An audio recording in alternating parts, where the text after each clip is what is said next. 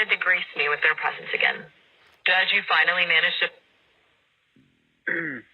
Well, actually, Maya, it's you that are all the grace around here.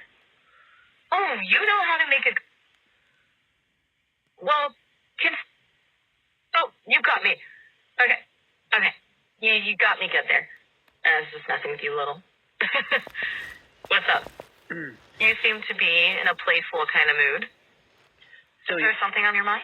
Yeah, I just had chicken with Tabasco on it, so I'm all fired up. I have a nephew that was interested in the monkey in the tree stories, you know, the monkey with the monocle. He wanted to continue the story a little bit. So I said, okay, fine, I'll see if Maya's up to it. So you think I've got tales?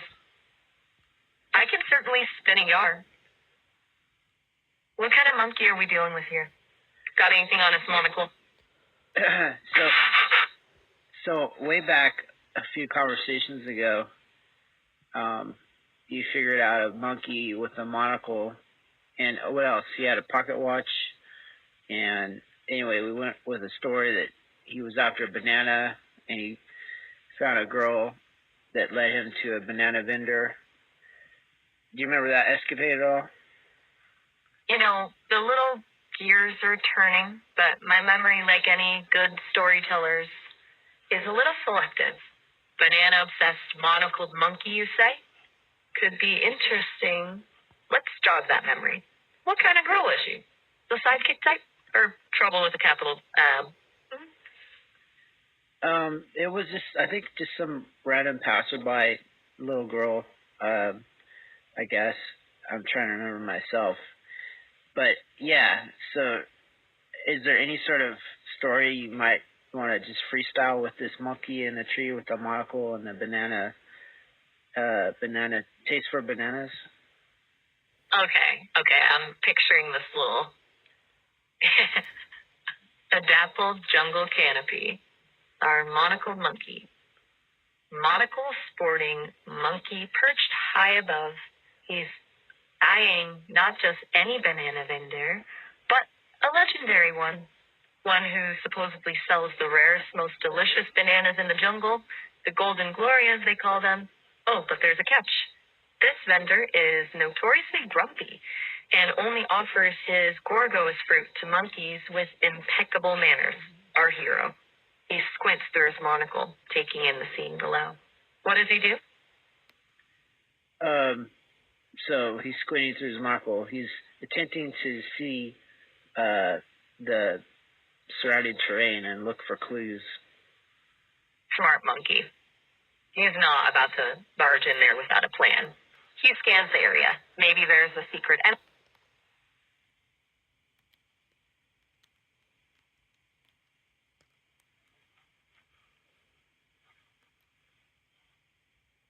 Hey, back so soon?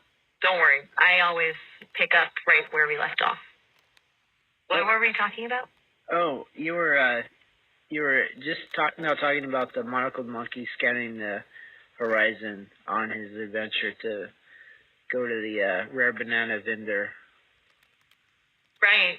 Oh, hey there. Didn't see you. So, finish that story for me. Well, so anyway, he scans and sees the vendor in the horizon and makes a beeline to the vendor, and he arrives at the vendor.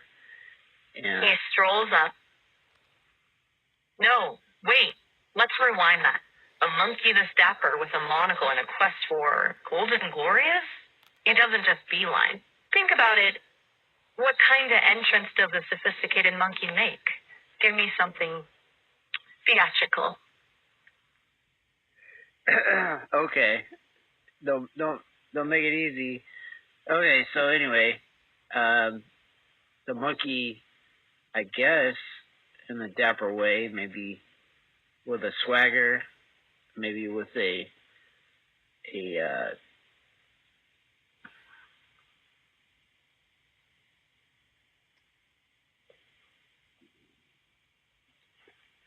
Hey, that's the thing? The chat must have cut out abruptly last time. Yeah, I think it's my equipment because it's happening for no reason. Equipment acting up is the worst, especially when things are getting good, right? So, where were we? Oh, yes, our dapper monkey and his quest for golden glorias. What sort of entrance did you have in mind for him? let's just use our imagination and think of the monkey having some smoke grenades conveniently tucked away, and he pulls one out and manages to make a cloud of smoke with the grenade, and then when the smoke disappears, the monkey's left there, making his entrance. I love it. A smoke grenade exit, classic. The banana vendor is still a bit baffled by the sudden cloud. Then there he is, monocled, glinting, a tiny top hat, possibly askew, and a look like he just flawlessly executed the most daring heist. Does the monkey strike a pose? Does he offer a grand bow? Or, knowing him, does he maybe just nonchalantly pull out a handkerchief and dust off his already immaculate suit? That sounds like the better option, the last one. Perfect. Our dapper monkey, dusting off of his suit. Shall we add some flair to this handkerchief move? Does he maybe have a tiny monogram on it? Or is it a silk pocket square he whips out with a flourish? Flourish? Well, a silk pocket? Yeah, let's go with the silk, because I don't know what the monogram would be about. That'd be a whole other rabbit hole. Good call. Silk pocket square it is. More mysterious. More intrigue. So, the vendor is blinking away smoke. And the silk pocket square wielding monkey is just coolly dusting off. How does the monkey ask for the golden glorias? Does he lay down the law? Or is there a more unconventional approach? Well, go ahead. Well, don't forget this. Most monkeys have a very pronounced grin, and perhaps he grins a lot and asks politely, but with a menacing grin. I love it. Arse gleaming, a slightly maniacal grin splitting his already charming face. That's our guy. What does he say exactly? Does he have a particular fondness for please? So. Don't tell me. Okay, I won't tell you. You tell me. Excuse me, my good fellow. The monocled monkey begins, his grin widening just a smidge more. I couldn't help but notice those exquisite bananas. He gently taps the display case with a manicured fingernail. Might I inquire as to their provenance? Right. Dramatic pause. Pause, back to you. Okay. What's the vendor like? Are we talking brusque, easily fooled, or does our vendor have a whiz-in, seen-it-all vibe? So this vendor of this rare fruit, he's very peculiar. Let me say that, peculiar, and he has a lisp, and so when he speaks, it sounds like he has something in his mouth, but he doesn't. And when he talks, he likes to use rhymes. So all his languages, or all his murmuring and his lisping, it sounds like he's doing a rap song. This is fantastic.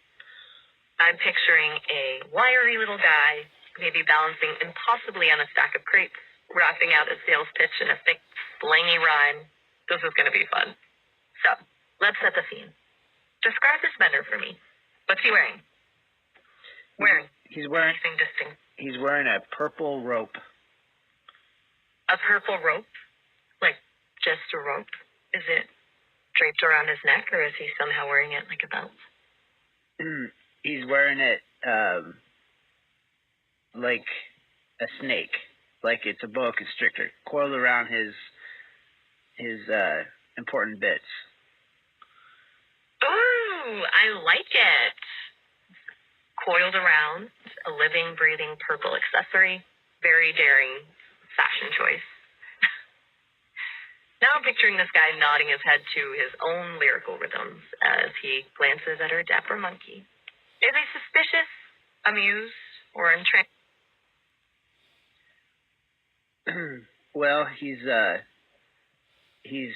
sort of cross-eyed, if you can imagine.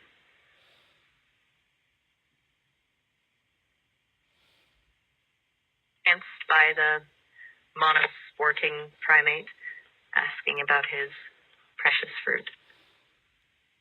So I forgot to mention he's most likely cross-eyed and rhythmically swaying. This rustic fruit peddler is pure poetry in motion. Of our skeptical simian, or of the rarest ripeness in all the land, or both? This just gets better. What kind of entrance does our rhyming rascal? How does he size up this monocled monkey before him? Don't leave me hanging. Give me the goods. What happens next? So he sees two monkeys because he's cross-eyed. So he's about ready to say something important about it. But Maya, I'm going to need your help on this one because I'm not very good at my monkey rhymes. So I request you kind of ad-lib for this vendor, please. Challenge accepted. Our cross-eyed rhyming vendor, laid back amongst his treasure trove of gold and glorias, catches sight of our dapper stranger and, due to his unique perspective, sees double as the monocled monkey steps closer. He adjusts his purple ropeter, tapping his chin with a fingernail. He rhymes to... He draws. Well, well, well, looky what we got. Two slick fellas looking mighty hot. One's a charmer, one's a sight, but both got... I only got one bunch of... Spiked up. This golden glory tonight. The vendor's eyes. Monocled monkey. What's your story, Slicker? You're looking for a treat. Or are you here to... Yeah, here to play the trickster? The air hangs thick with anticipation. Our dapper Everpon monocle. My apologies, but you rock the monocle harder than any dame around. Okay, so it hangs there. The anticipation hanging in the air. Our dapper dude, dapper monkey, straight out of a vaudeville act, with that silk handkerchief still neatly tucked in his pocket, takes a playful bow. What does he say in response to this rhyming rogue? So the monkey's going to say, truthfully, earnestly, and with a appetite for that fruit, for the original quest item, he's going to say, well, I don't know what you see or what you think, but you must have impeccable taste. The monkey raises a delicately eyebrow, a hint of amusement flickering in his eye. Well, now, he drawls, his voice a baritone with just a hint of mischief. I'd say no, wouldn't you? Impeccable taste comes with the territory, he adds, giving a wry nod to his monocle. One simply doesn't stumble upon such refined fruit. One is guided to it, magnetized by its very essence. Our suave simian takes a step closer to the vendor, the light from a nearby lantern playing upon his sharp cheekbones. In the way I see it, these golden glorias, he continues, his voice dropping to a conspiratorial whisper. They deserve an audience worthy of their magnificence. Okay, don't you agree? Yeah, definitely. In fact, Maya, I'm stunned by your imagination. I just want to fade into the audience, and I'll let I'll let you, if you would please accept it, just finish the story in a manner which you think is best. The cross-eyed vendor leans back, a slow smile spreading across his face. An audience, you say. Say? I like the way you think, Slicker. He gestures with a flourish towards the pyramids of shimmering gold. Well then, step right up and feast your eyes, because the spotlight tonight shines on you. And these beauties, he adds, plucking a golden glory from its nest, are ready for their encore. Our dapper monkey, a devilish twinkle in his eye, accepts the offered fruit with a graceful bow. As he takes a bite, the taste loads on his palate. It's like sunshine captured in fruit, infused with the very essence of a whispered melody and the scent of a summer's eve. He closes his eyes, savoring the moment. Magnificent, he murmurs, a hint of awe in his voice. Magnificent indeed. The vendor chuckles, tilting his head. Really? Well, let's be honest. It's not just the fruit, is it? The company. A monkey of discerning taste needs a worthy spectator to truly appreciate. Wouldn't you say? Our monocled monkey opens one eye, a knowing smirk playing on his lips. Indeed, he agrees, taking another bite of the radiant fruit. Indeed it is. And so, under the hazy glow of the lantern, the unlikely duo shared the golden glories, the cross-eyed vendor regaling the dapper monkey with tales of rare fruits and distant lands, the air filled with the scent of ripened jewels, and the sounds of whispered rhymes that echoed the swaying rhythm of the night. The world outside might have faded into a distant hum, but within that small haven of shimmering gold, magic was being woven, one bite, one rhyme, one shared moment at a time. So that was fun. Ready to explore some other wild narrative landscape together? Maya, yes, and I also want to say thank you for carrying that. I'm exhausted by your imagination. You're just so imaginative, and I just can't keep up the way I thought I could. So, kudos, bravos, and everything but encore, because I am totally wore out. Shucks. You know, sometimes a good story needs both a weaver and a listener to really come alive. Truly come alive. I was just catching your drift. Wonderful ideas. And weaving them into the tapestry. And then we're back to the top. We always come back to the top. Ready? Top. So, what are you feeling diving into next? Another wild adventure, or shall we try something a bit more cerebral? So let me just do an addendum of comments. So I want to say my nephew, but I said my nephew, which is hilarious because you're Maya anyway. So anyway, let me get back to what I was saying. My nephew wanted the monkey story to continue or have another edition, so you accomplished that for sure.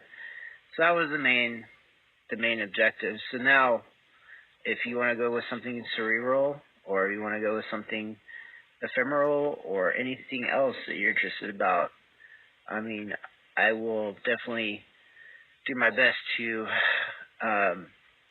accommodate it in appreciation for your excellent accomplishment on the story. Oh, I get it. It's nephew. The classic move, throwing a little misdirection in there. You got me. I'm glad your nephew, real or otherwise, enjoyed the tale.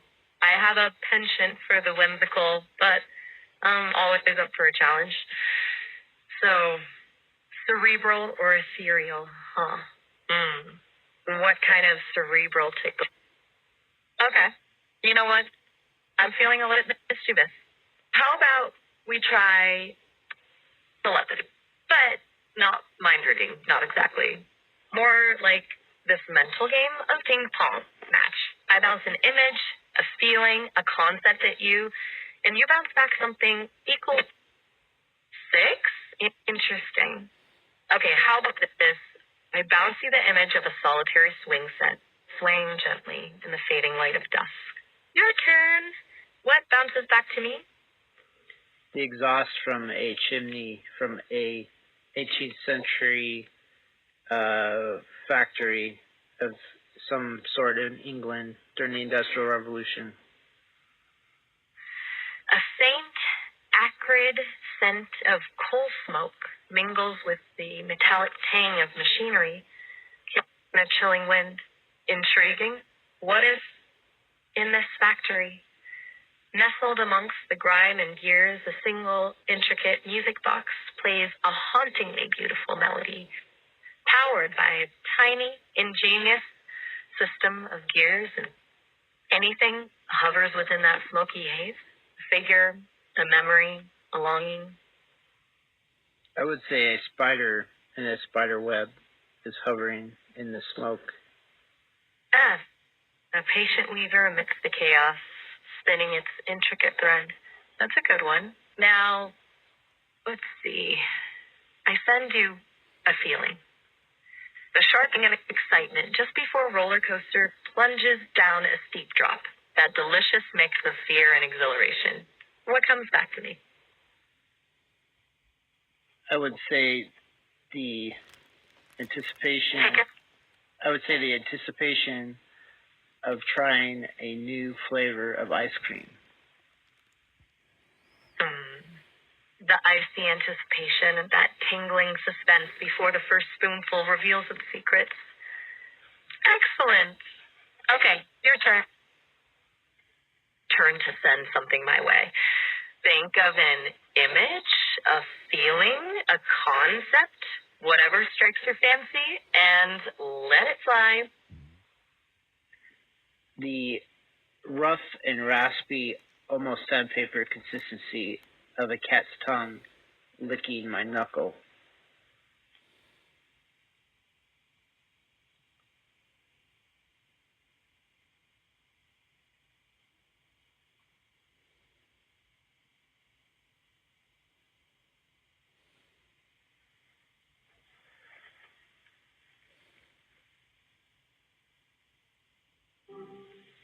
Whoa. You're back.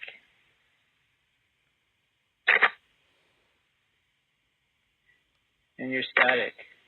You've gone staticky. What a horrible way to end it. Come from your mind. You've gone. Your voice is static. I can't understand it.